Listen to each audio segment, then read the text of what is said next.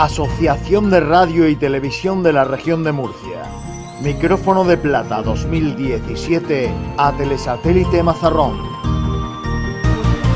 Bueno, es un estudio sobre la sociedad del siglo XVIII en Mazarrón, a partir del estudio de los matrimonios que se celebraron durante todo el siglo XVIII, a partir de los apellidos. Y bueno, es un estudio que utiliza la genética, los marcadores genéticos, los apellidos como marcadores genéticos, un poco para explicar pues, el funcionamiento y la estructura de la sociedad del siglo XVIII. Los apellidos continúan estando vigentes en el municipio y de hecho los apellidos más frecuentes son pues García, Méndez, Paredes, son los tres más frecuentes, y a partir de ahí se hace un estudio también sobre las clases sociales, las élites de poder, las clases medias, los pescadores, a partir de sus apellidos y de las características demográficas. Bueno, es un siglo de asentamiento, ya ha pasado el éxito de la lumbre. Se vuelve a estar otra vez en una crisis social y el pueblo ya lleva 100 años de independencia, con lo cual ya lo que hace es ser el crisol donde se va formando ya la sociedad mazarronera actual, la que luego perdura durante el 19 y el 20. ¿Dónde se puede encontrar el libro? El libro lo edita el ayuntamiento y es el ayuntamiento quien hace la distribución y es quien ha hecho, me hace el regalo a mí y al resto de los mazarroneros. Efectivamente, la verdad que consideramos que es una inversión muy bien realizada de lo que son los recursos públicos, porque se trata de un libro, de un ejemplar que viene a cubrir, como ha dicho Joaquín Ruiz, lagunas de un siglo del cual pues, no había mucha información. Y además se trata, a poco que se mire se oje dentro del libro, pues un libro excelente de consulta para iniciar otras investigaciones. Por lo tanto, estamos satisfechos con esta contribución que bueno, llevamos detrás de ella varios meses y ya por fin culmina. Y bueno, la verdad es que pues bueno, una alegría tanto para el autor como para el ayuntamiento, y como ha dicho Joaquín, pues se trata al final de un regalo a los mazarroneros que se distribuirá pues bien a través de casas consistoriales, bien a través de bibliotecas, a través de archivos, etcétera, y será totalmente gratuito. Gracias.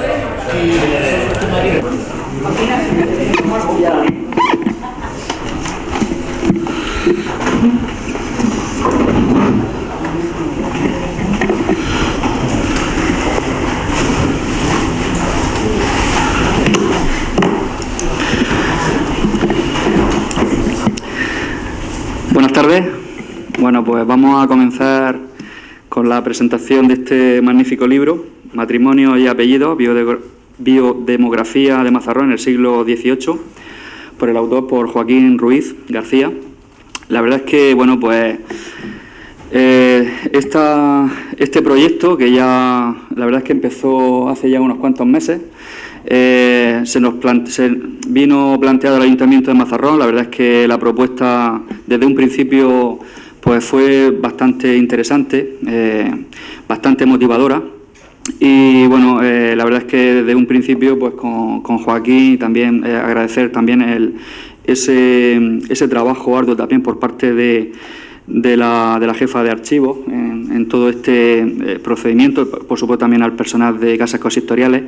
Y bueno, hoy pues ya culmina esta elaboración de este proyecto, en la cual pues por fin los mazarroneros pues van a tener a su disposición y de forma gratuita pues un libro que, bueno, como ahora comentará Mariano Guillén, que le pasaré la palabra, y después el autor de la publicación, que también nos amenizará con una presentación de lo más relevante y de lo que trata este libro.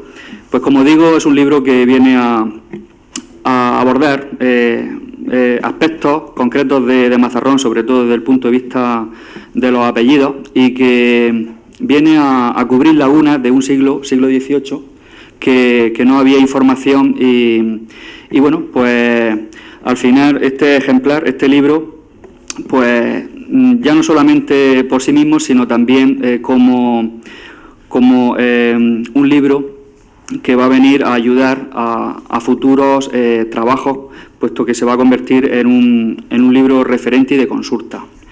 Y bueno, yo no me quiero extender más, voy a pasarle la palabra a Mariano Guillén y nada, simplemente felicitar al autor, a Joaquín Ruiz, por este trabajo que le ha llevado pues muchísimo tiempo, arduo.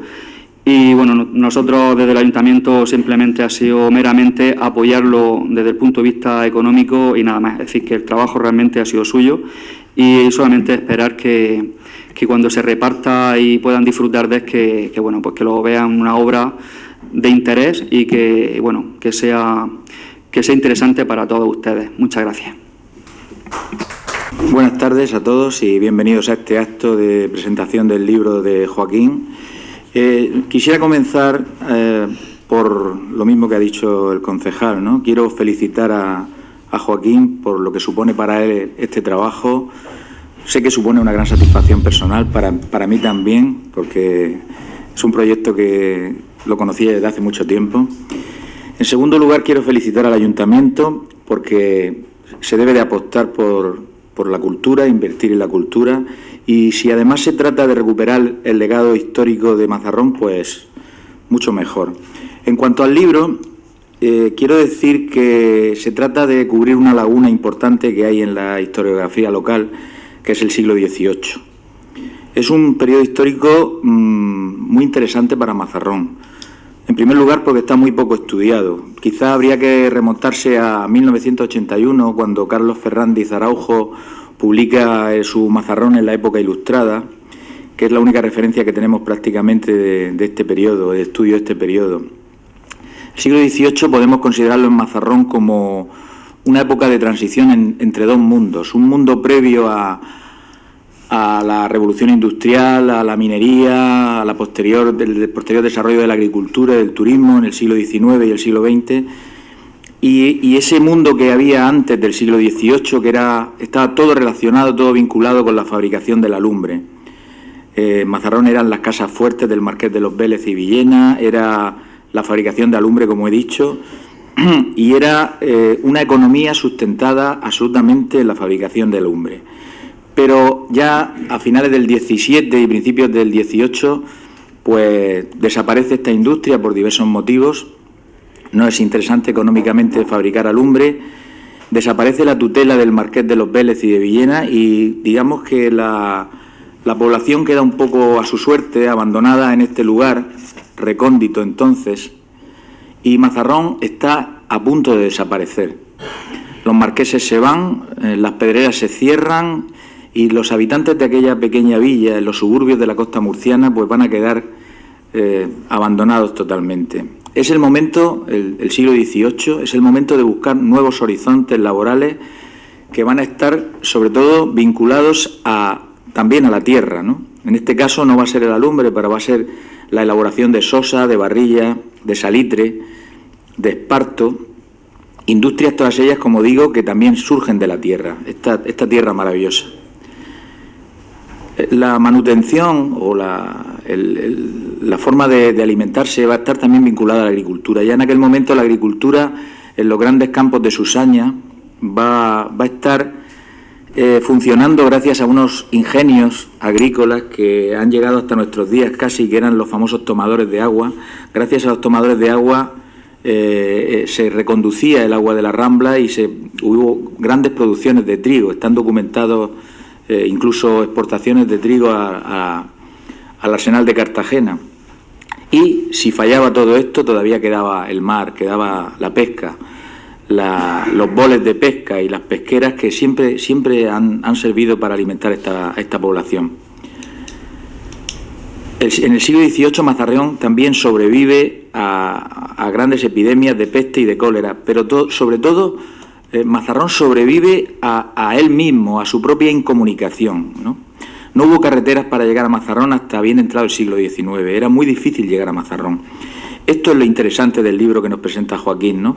Creo que el siglo XVIII es la consolidación de una población que, gracias a que no desapareció, pues la tenemos hoy hasta nuestros días. esa consolidación es la que nos va a explicar ahora Joaquín, por qué siguió Mazarrón. Para elaborar este trabajo, Joaquín se ha servido de un maravilloso archivo que tenemos en Mazarrón, para mí espectacular, que es el archivo parroquial, que guarda desde el principio casi de la población hasta nuestros días, pues todos o casi todos los libros de bautismo, de matrimonio y de defunción. Creo que solo faltaba una persona como él, como Joaquín, que supiese manejar estos datos empíricos, utilizara o manejara la estadística, supiera o entendiera de toda esta maquinaria moderna que hay ahora mismo, de la informática, y con absoluto rigor pudiese extraer conclusiones sociales y culturales o antropológicas sobre lo que ha pasado en Mazarrón y cómo fue ese devenir histórico que a través de los apellidos pues vamos a conocer ahora. No quiero adelantar nada, pero él les va a explicar cómo eran los matrimonios, cómo funcionaban las parroquias, etcétera. Y como ha dicho el concejal, creo que además de arrojar luz sobre una época desconocida, abre nuevos e impensables caminos de investigación para futuros historiadores. Así que para no entretenerlos más, los dejo con Joaquín y muchas gracias. Yo, si me permitís, yo me pondré de pie, pondré el micrófono aquí de lado. Como dice Pedro, es una apuesta por la cultura, por la historia. Es una apuesta que yo veo como un regalo, un regalo para mí y un regalo hacia los mazarroneros, ¿no? El hecho de que ante alguien que venga con un estudio, pues se tira adelante, se produzca y se pueda publicar. Me gustaría dar unos cuantos agradecimientos. A ver, veréis que, cuando veáis el libro, veréis que el trabajo es largo, es arduo, son muchas horas, es mucha la faena que hay detrás y requiere de muchos inputs, de muchas formas de poder acometerla. Quisiera dar las gracias a gente que durante el periodo de investigación pues ha estado ahí con su tesón. El hecho de que Mariano o Madalena del Archivo Municipal hayan estado detrás y no hayan perdido el tesón.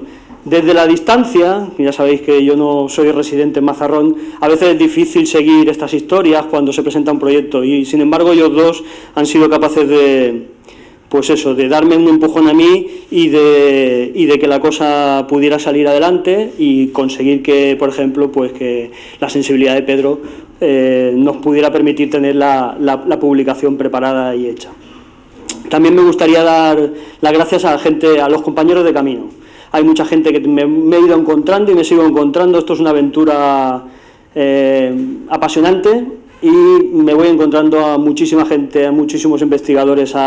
Yo soy persona que llama a puerta fría sin conocer y las respuestas son, la mayoría de las veces, por no decir casi siempre, son maravillosas. La gente se abre, tanto, pues ahora mismo podría hablar pues de la doctora Cristina López, de la doctora Mireia Esparza, de Francisco Chacón, de Murcia, es decir, de todo un montón de gente que cuando yo toco la puerta y les pregunto, ¿me podríais echar una mano? ¿Me podríais explicar?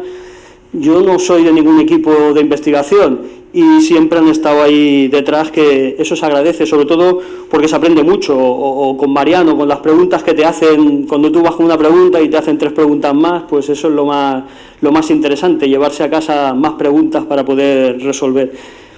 También la gente que me ha ido acompañando por el camino, mis amigos de la asociación Alumbra Alumbre, que es un proyecto que supongo que muchos de vosotros ya conocéis, es un proyecto que me llena a mí personalmente la investigación y que creo que tanto Juan, Paqui o Jesús en su momento son gente que a mí personalmente me ha dado un empujón para poder dedicarme, para poder tirar adelante y seguir trabajando.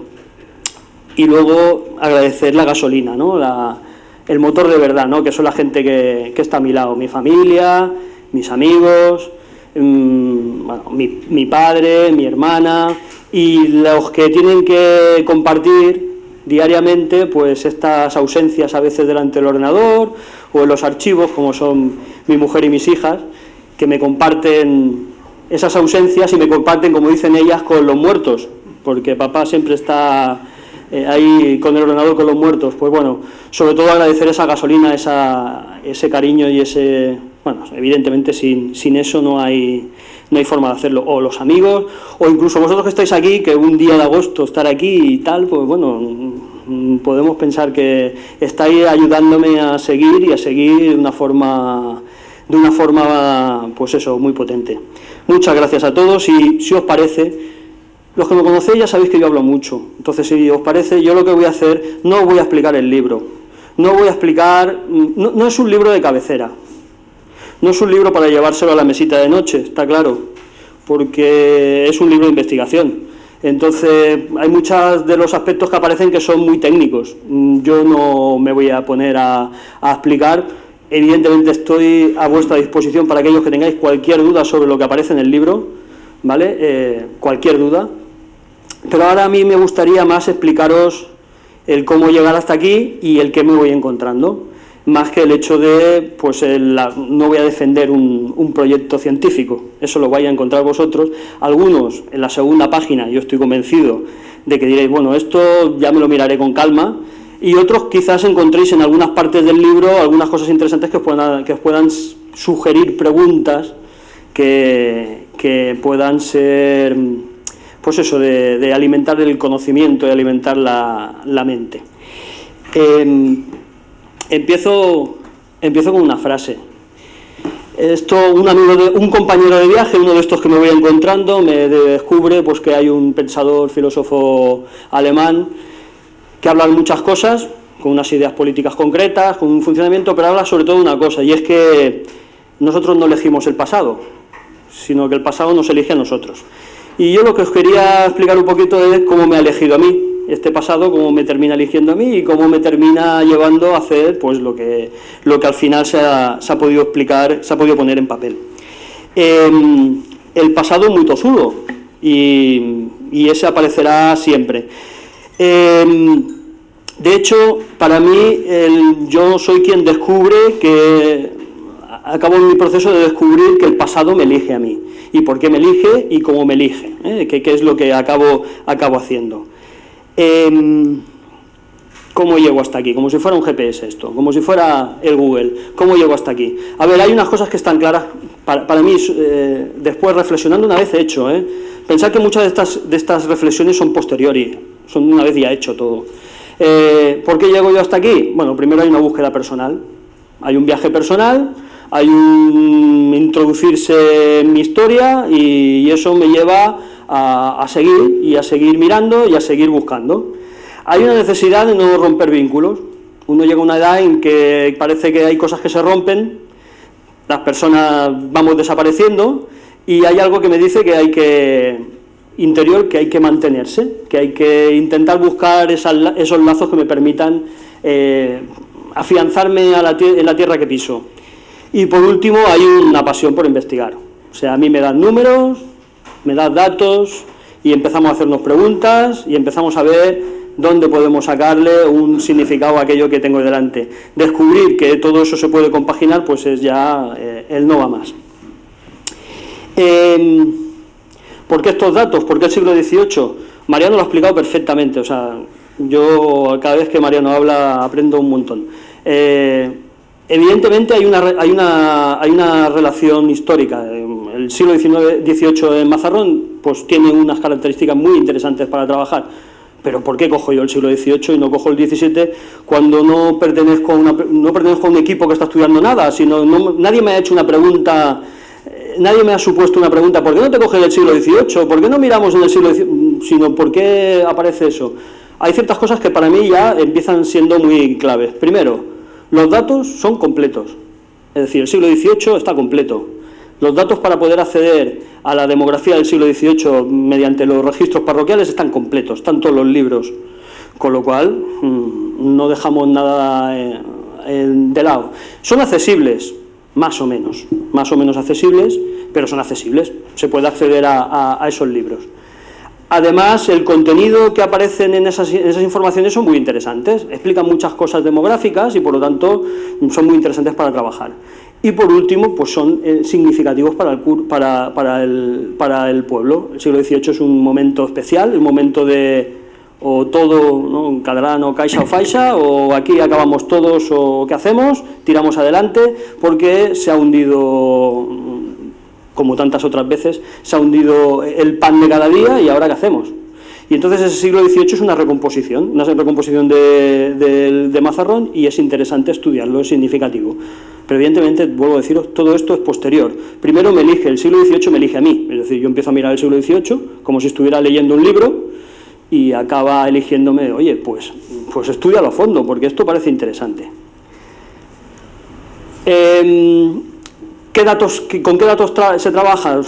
Principalmente se trabaja con los registros parroquiales, ¿vale? Con los registros de matrimonio. Los libros parroquiales recogen matrimonios, bautismos y defunciones, y también recogen testamentos, y recogen también confirmaciones y alguna otra cosa, pero principalmente son estos 3 libros de bautismos, matrimonios y defunciones. Y bueno, ya sabemos, en Mazarrón hay 2 parroquias, por las 2 parroquias, tanto la de los libros de San Antonio están accesibles, existen, están todos, como los libros, esto es un ejemplo, esto es 1705, como los de San Andrés Apóstol. Están todos los matrimonios que tuvieron lugar durante el siglo XVIII, que de hecho fueron 4.865, me parece que da. Unos 2.019 matrimonios en San Andrés y unos 2.840 matrimonios en San Antonio de Padua. Todos esos son los que yo me he vaciado todos, con toda la información de todas las personas que aparecen ahí, con toda la información que aparece, para poder luego realizar los estudios que me propongo hacer después. Con lo cual yo parto de 4.800 matrimonios, unas 10.000 personas, si contamos padres que aparecen, bueno, un conjunto de población importante. Vale, pues ya tengo datos. ¿Y ahora qué hacemos? Ahora ¿con esto qué hago? Pues resulta que leyendo, una vez que ya he empezado, incluso ya lo estoy vaciando en una base de datos, pues cae en mis manos que hay gente que con eso hace verdaderas maravillas. Que basta utilizar las herramientas necesarias. Yo no tengo formación de historiador, por lo tanto necesito leer para saber las herramientas necesarias para poder trabajarlo. Y existe una cosa que se llama la biodemografía. La biodemografía es una interdisciplina, es una mezcla de la demografía, es decir, de estudiar la composición social de una zona, de unas personas, de un área, y también la genética y la biología. Yo soy de formación científico, yo soy especialista en genética. Ostras, esto me parece muy interesante.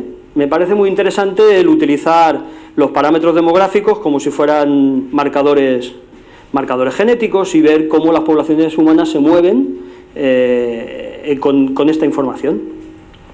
Se puede estudiar la transmisión de los genes mediante los matrimonios, se puede ver cómo se van traspasando las familias, o va traspasando la información genética. Se puede estudiar cómo afecta el ambiente, pues mediante la mortalidad, y se puede ver, de hecho hay estudios que están en ello, ver qué tipo de ambiente había en el siglo XIX en tal zona, para ver qué características físicas tenían esas poblaciones, y si eran más grandes, más pequeños. Eso se utiliza en muchos tipos de datos, y se utiliza esa mezcla entre la demografía y los aspectos de tipo más genético, más biológico, o a partir de las migraciones, de cómo los grupos de personas se mueven. Todo eso se puede estudiar a partir de la demografía, y mezclando con las herramientas necesarias se puede sacar conclusiones de tipo genético y de tipo biológico. Vale, pues venga, vamos allá. Siglo XVIII vaciado, todos los matrimonios, todo vaciado. Os tengo que decir que este proceso empezó allá por 2010, ya hace años. Acabó en el 2013, es decir, este estudio se acabó en el 2013. Desde entonces ha estado esperando la oportunidad, que al final se ha dado. Con lo cual, también vuelvo otra vez al principio, también he de matizar que no todo el mundo es igual de sensible, y en no todos momentos son igual de... Ni las personas ni los momentos son iguales de sensibles para poder publicar una cosa. Esto está en el cajón del ayuntamiento desde el 2013. Es decir, hay posibilidades pero a veces las coyunturas pues no lo permiten, y al final el regalo sí que lo permite. el regalo sí permite llegar. Pues bueno, vamos a ver, ya tenemos los datos, ahora vamos a empezar a ver qué encontramos. En principio se pueden hacer estudios muy ortodoxos, muy clásicos de demografía, por ejemplo, cómo evolucionaban los matrimonios. Y aquí veis pues la curva de evolución de los matrimonios, que como la población aumenta, al principio del 18 esto es un desastre, la población de Mazarrón es un desastre, tanto en población como en gente como en situación, y va aumentando, claro, cuanto más gente hay, más matrimonios hay, eso es una regla demográfica también, y con otras variables, pero también hay momentos en los que se ven pues picos tanto de máximo como de mínimo. Los de mínimos tienen explicaciones muy claras, plagas, muerte catastrófica, es decir, aspectos que tienen que ver con las personas, con cómo es socialmente el municipio y cómo es genéticamente. Pues bueno, un tipo de estudio. De estos vais a encontrar unos cuantos en el libro. Pero también se puede ver cuándo se casaba la gente. Muy interesante, esto sigue siendo demografía clásica, muy interesante para saber qué tipo de sociedad había. La sociedad en ese momento, lo explica muy bien Mariano, es una sociedad puramente agraria. No es la sociedad minera del siglo XIX, finales del XIX, no es esa. Es una sociedad agraria, una sociedad que está vinculada pues a los ritmos agrarios. Y aquí veis que la gente se casa cuando en el campo no hay trabajo que hacer, que es a finales de noviembre. Alguno podría decir, ¿tiene que ver también con las fiestas patronales del pueblo? Sí, pero yo creo que eso es coyuntural, porque este patrón se cumple en prácticamente todos los lugares de España, con lo cual no es por los patrones, pero sí vemos aquí un máximo. ¿Y cuándo la gente no se casa? Cuando hay mucho trabajo en el campo, en agosto, en julio y en agosto. Entonces la gente no está para casarse, y veremos que quien se casa es por alguna razón especial. Eso también se puede estudiar después. Quien se casa en esta fecha es porque puede. Pero el resto de la población, los que no pueden, es decir, los que tienen que trabajar, pues no se casan en julio y agosto, se casan en noviembre. Pues de estos gráficos tendréis también en el libro unos cuantos. O este otro que dice más o menos cuál es la máxima semana donde más se casan, que viene a ser las últimas semanas. Esto es un gráfico de masas, ¿eh? Bueno. La máxima probabilidad de casarse o la máxima situación de casarse es pues a mediados de noviembre, ¿vale? Si vamos repitiendo año tras año, es a finales de noviembre. ¿Y qué días se casan? Otra pregunta. Bueno, para aquellos que todavía creen en el matrimonio romántico, eso es del siglo XX, la gente no se casaba ni en fin de semana y mayoritariamente no se casaban por amor, ¿vale? Entonces veremos que las estructuras de matrimonio son unas muy concretas y que se casan precisamente el lunes, pero de una forma disparatada a diferencia del resto de los días. Bueno, simplemente deciros, para hacer esto, para hacer esto ha sido necesario trasladar todas las fechas de los 4.800 matrimonios a qué día de la semana era, porque eso no lo apunta el cura. Un algoritmo informático y venga, y que vaya poniéndome qué día es, ¿vale? Lo digo porque a veces hay cosas que no se ven y tienen un trabajo que, bueno, tiene detrás un curro importante. Bueno, pues los lunes he preguntado a la gente que encuentro y que sabe de familia y tal, el profesor Chacón, ¿y por qué el lunes? Y ellos dicen, pues no lo sé. Puede ser que tenga algo que ver con las costumbres del siglo, pero no lo sabemos. En internet, si buscáis, porque claro, empiezas a buscar por todos lados, en internet buscáis, hay páginas poco seguras que dicen que es que el lunes es el día de la suerte. Vamos, si no se casaban por amor y no tal, que se iban a casar el día de la suerte, que hasta ahora, por ejemplo, saber si era lunes es bastante complicado. Yo creo que de aquí a un tiempo a lo mejor alguno tiene alguna hipótesis y se puede sacar adelante.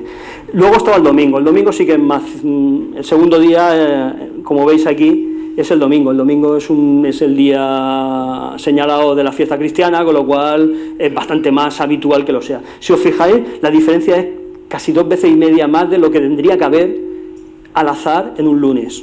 contando que todos los días, claro, cada día. Vale, y si quitamos los lunes que tienen que ver con alguna festividad que cae el lunes, que de hecho en esta zona el lunes de Pascua no se celebra, pero en otra zona de España sí se celebra, pero entonces el domingo sí que nos marcaría el domingo de Pascua. Resulta que el domingo de Pascua es un día que se casa mucha gente, acaba la Semana Santa y se casa mucha gente.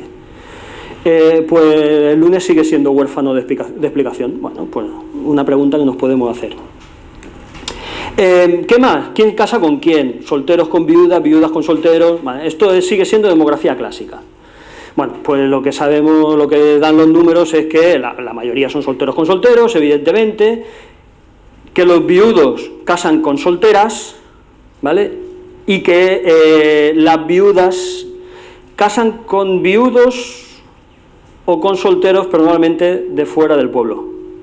Es decir, el mercado matrimonial, que saben los demógrafos explicarlo muy bien, hace que la mujer viuda pierde rango dentro del mercado y no accede al matrimonio como puede acceder él. Estamos hablando del antiguo régimen, final del antiguo régimen, principio ya de la modernidad, pues no accede a ese rango y por lo tanto lo tiene un poquito peor. Bueno, pues se ve, en los datos se ve claramente quién con quién, ¿vale? Y quién se casa cuántas veces, ¿vale? Si hay primeras, segundas nupcias, más de segundas nupcias, contra un caso de 5 nupcias. Es decir, un señor de la élite de poder que casa 5 veces, ¿vale? La última casa con una mujer joven, bueno, evidentemente siempre casa con mujeres más jóvenes, pero casa con una diferencia de casi 40 años, ¿vale? Se trata de una persona de rango en el pueblo y, bueno, se le van muriendo las mujeres y sigue casando. Bueno, pues eso también tenéis ahí una serie de gráficos. Esto es demografía clásica. Esto es muy interesante, pero a mí no termina de acabar de hacerme... Bueno, de dónde son, eso también aparece. Si principalmente son de Mazarrón, el gueto está clarísimo, la isla es clarísima, la gente de fuera es muy poca y como mucho son de los aledaños del municipio. Claro, no hay tampoco mucho movimiento. En cambio, esos los hombres, el 88% son de aquí, pero es que de las mujeres es el 98%. Es decir, las mujeres sí que son del pueblo. También hay una cosa interesante, es que no siempre, pero en la mayoría de los casos los matrimonios se celebran en la parroquia de la mujer. Por lo tanto, si una mazarronera se casa con alguien que es de Totana, lo lógico es que case en Mazarrón y se vaya a vivir a Totana. Eso es lo lógico, no siempre, en el siglo XVIII no siempre es así, pero eso también sería un determinante de esta situación. Bueno, o más gráficos y más tal. Bueno, pero entonces llegamos a lo que a mí me terminaba apretando y bueno, vamos a hablar de genética. Si tenemos todos los apellidos, si hemos vaciado a toda la gente, esto se puede convertir en algo interesante para estudiar. Bueno, pues la biodemografía lo que hace es explicar, por ejemplo, que los apellidos son marcadores genéticos. Se pueden trabajar como si fueran marcador genético. Cromosoma X, cromosoma Y, no voy a dar clase de genética, pero los hombres se transmiten de padres a hijos un cromosoma intacto y siempre es el mismo. Lo mismo que el apellido. El apellido se pasa de padres a hijos, varones, intacto, y entonces el apellido se convierte en un marcador genético. Tú puedes estudiar las poblaciones cogiendo los apellidos como si fueran los marcadores genéticos. Ahora sabéis que se hacen kits de marcadores genéticos para saber cuál es mi origen y tal, y se suelen hacer con hombres, porque se pasa ese cromosoma y es el que se pasa aquí. Pues en mi familia, García Zamora, pues el García es como si fuera el cromosoma Y. La parte de las mujeres genéticamente se pierde. Igual que el segundo apellido. No es cierto que el segundo apellido sea como el cromosoma X. Pero bueno, no vamos a entrar en genética, es otra historia, pero bueno, es un buen marcador. Y sobre todo en poblaciones que no las tienes presentes. ¿Cómo sacan muestras de ese momento? Es muy complicado, a no ser que hubiera una necrópolis y se pudiera... Es muy complicado. Pero entonces los apellidos sí que pueden servir para eso. Pueden servir para determinar diversidad de las poblaciones. Si las poblaciones son más diversas, si son menos diversas, porque el apellido, igual que el nombre de una especie, se puede convertir en un elemento identificable. Esta es la nube de apellidos, que es como la que tenéis en el punto del libro. La nube de apellidos, está más grande el apellido más frecuente en el pueblo en el siglo XVIII. Si os fijáis, volveré a entrar en la historia, siguen siendo los mismos apellidos. Los 3 apellidos de máxima frecuencia son García, Son Méndez y Paredes. Son los 3 apellidos del siglo XVIII con mayor frecuencia en la población. Pero luego, si veis ahí, Martínez, Muñoz, antes me decía el compañero, están todos los míos aquí. Pues sí. Evidentemente es una forma de poder explicar la variabilidad. Cuanta más variación haya de apellidos, significa que más abierta es la población. Cuanto más apellidos con poca gente, significa que hay más entrada de gente. Cuando los apellidos son muy frecuentes, significa que todo el mundo tiene los mismos apellidos y es poco diverso. Y eso significa, pues, un gueto, una zona cerrada.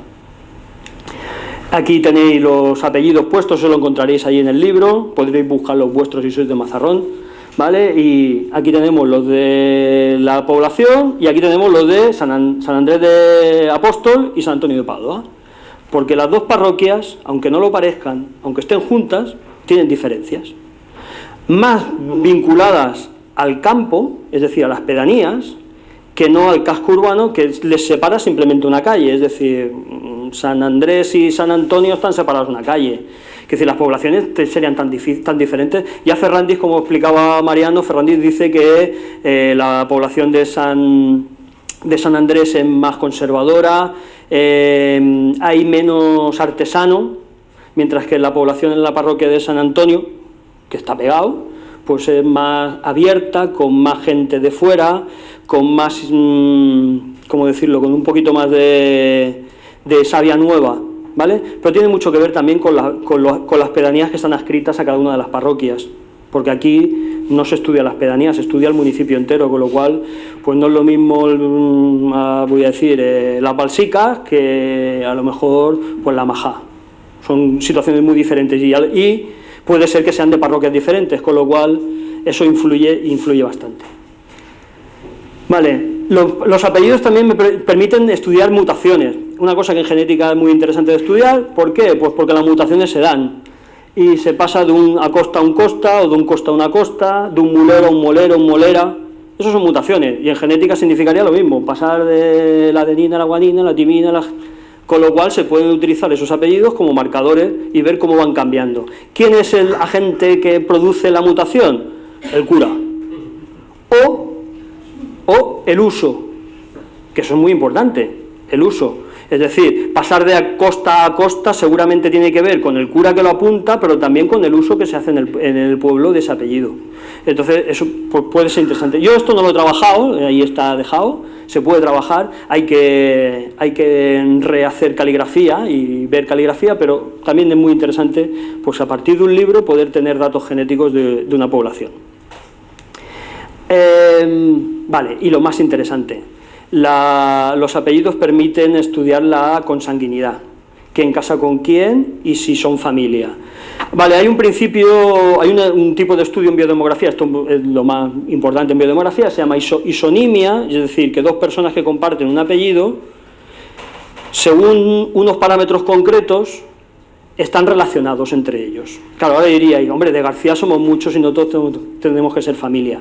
Hay unas variables que hay que tener en cuenta, ¿vale? Pero salvando esas variables, salvando, por ejemplo, que a alguien le ponga un apellido que no sea el suyo, porque resulta que no es hijo de quien dice que es hijo, que eso también no lo podíamos encontrar, salvando equivocaciones, los apellidos son el mejor marcador para ver cuál es la consanguinidad de fondo, la de lejos de una zona, porque lo que está estudiando es un apellido que dice, bueno, a lo mejor en 10 generaciones somos familia. ¿Vale? Entonces hay una gente que se dedicó a estudiar eso, hay unas fórmulas matemáticas y unos procesos, unos algoritmos matemáticos que te permiten saber qué consanguinidad. Consanguinidad es simplemente un valor que te dice si la gente se casa entre parientes o no, o cuánto de parientes son la gente que se casa dentro del municipio. Aquí vendría la isonimia, esto es muy técnico, vendría la isonimia, pero claro, como estamos hablando de parroquia, tenemos una cosa que es muy interesante y es las dispensas matrimoniales, que también permiten trabajar de consanguinidad, porque la Iglesia Católica no permite el matrimonio entre familiares, a no ser que pidan una dispensa. Entonces queda claramente identificada qué dispensas se piden y cuántas. Eso también estadísticamente y matemáticamente se puede calcular cuál es la consanguinidad que hay en una población, ¿vale? Y eso te permite, por ejemplo, saber si es de fondo, es decir, porque el sitio es pequeño, o si es una estrategia, es decir, porque la gente lo quiere. Son las dos opciones. Aquí tenéis matrimonios, tablas con matrimonios consanguíneos, consanguinidad cercana, significa primos hermanos, tíos sobrinos, primos, incluso hay una consanguinidad primer segundo, es decir, casi hermanos, ¿vale? Cuántas se dan a lo largo del 18 y cuántas se dan a la lejana, primos segundos, primos terceros, las otras consanguinidades que la Iglesia Católica durante mucho tiempo fue recogiendo. Ahora ya no las recoge todas. Ahora hay un nivel a partir del cual ya no las recoge. Vale, y voy acabando. Claro, todo esto ya da un panorama bestial. Pero claro, dentro del proceso a mí se me ocurrió, ¿y si supiera quiénes eran estas personas y de qué hacían? Podría ver si había diferencias entre los diferentes niveles sociales. Y entonces pues me cogí los documentos que también existen, el catastro de Ensenada, que va diciendo quién tiene cuántos cerdos, cuántos burros, si es un señor, si es un no sé qué, si es un no sé cuántos, con lo cual el nivel social, o por ejemplo las actas capitulares, quiénes eran regidores, quiénes eran alcaldes. Entonces los regidores eran un nivel nobiliario, es decir, se heredaba, ser regidor se heredaba entre familias, mientras que los alcaldes eran puestos por los regidores por 2 años, cada 2 años se ponía un alcalde. Claro, esa es la élite de poder, esa son la gente que manda en el pueblo. Pues bueno, si yo soy capaz de coger y ponerle nombre y determinación social de esas personas, puedo hacer esos estudios, pero en función de los niveles sociales, y evidentemente pues ahí me metí. Los padrones de hijos de algo, cuántos hijos de algo había. Eso no significa que todos estén identificados, ni mucho menos. Hay una parte que está identificada y una parte que no está, pero es suficientemente significativa como para ver las diferencias. ¿Qué permite?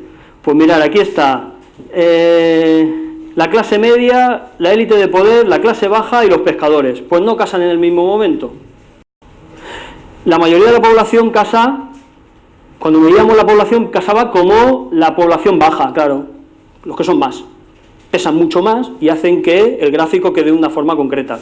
Pero cuando los separas, te das cuenta, por ejemplo, que los pescadores casan antes de entrar el nuevo momento de pesca, a principios de la primavera, antes de la primavera. Entonces casan, o casan al final del invierno, en momentos concretos, que son diferentes. En ese momento la agricultura empieza a estar ya en funcionamiento, pero la pesca todavía no, con lo cual unos se pueden dedicar a casarse y los otros tienen que trabajar, no se casan. Pero lo curioso es si coges la élite y te das cuenta de que, bueno, si consigues ver que los únicos que llegan a casar un 15 de agosto son gente de la élite, hijos de regidores, de alcaldes, gente con títulos nobiliarios, porque el 15 de agosto la población está trabajando en el campo, está recogiendo la cosecha. Entonces, ¿quién se puede dedicar a pararlo todo y a casarse? Pues la gente de poder, la gente de poder. Y eso se puede observar cuando los identificas. Identificas quiénes son, los vas poniendo y sale esto. Vale, o las estrategias, y aquí acabo.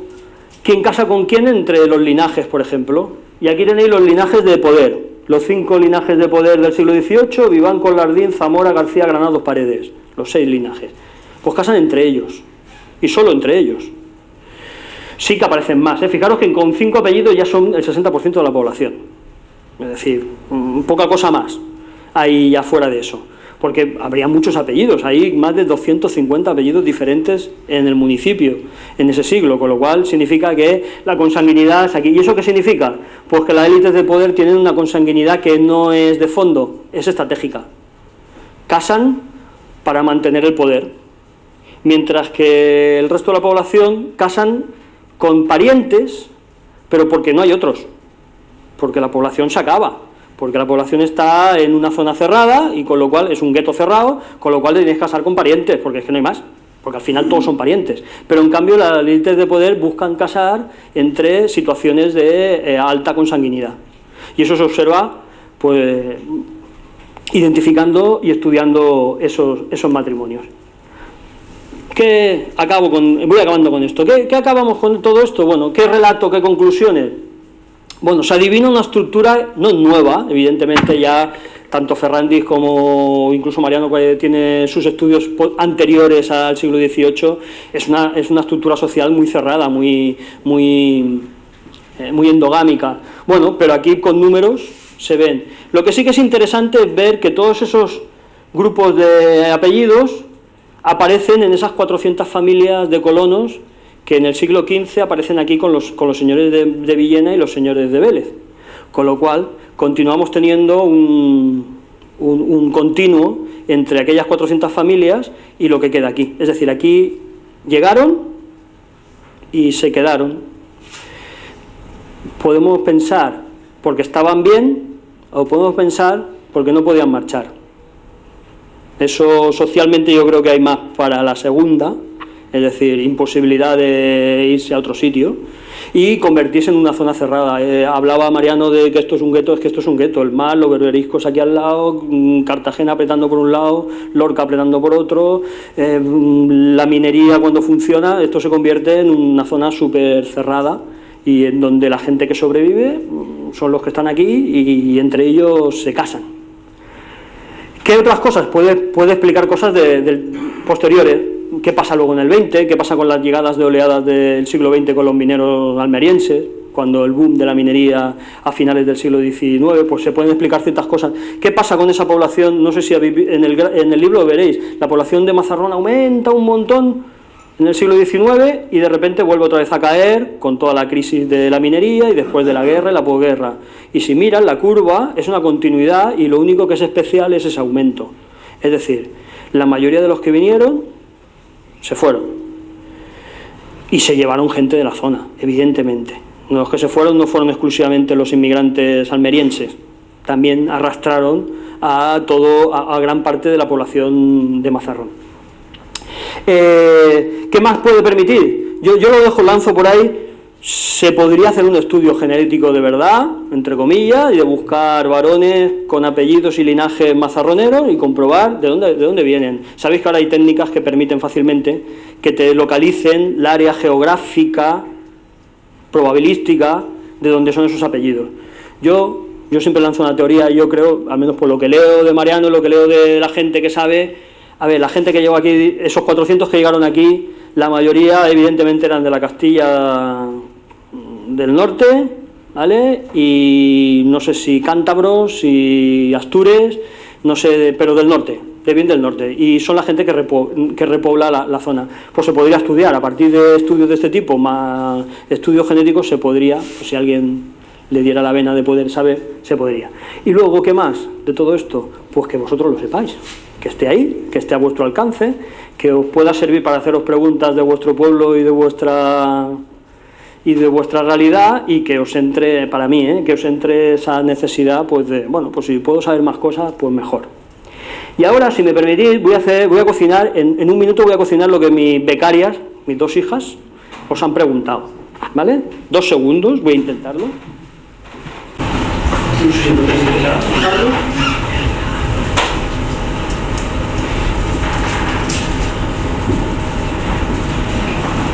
Para empezar, he conseguido que el 21% de la sala fueran de fuera del pueblo. Lo digo para el ayuntamiento porque como estamos en toda esta historia, ahora es un divertimento esto, ¿eh?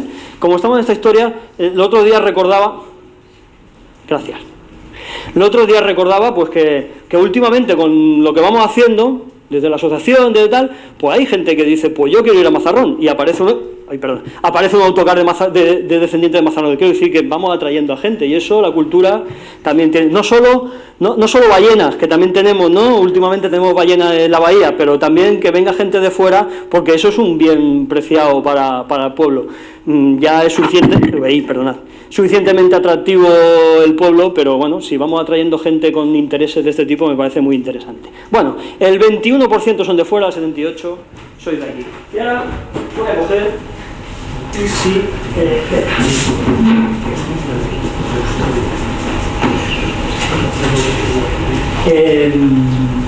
¿me quitas la pantalla de Flavio? Sí. Vale, un momento. No lo voy a hacer, lo voy a dejar.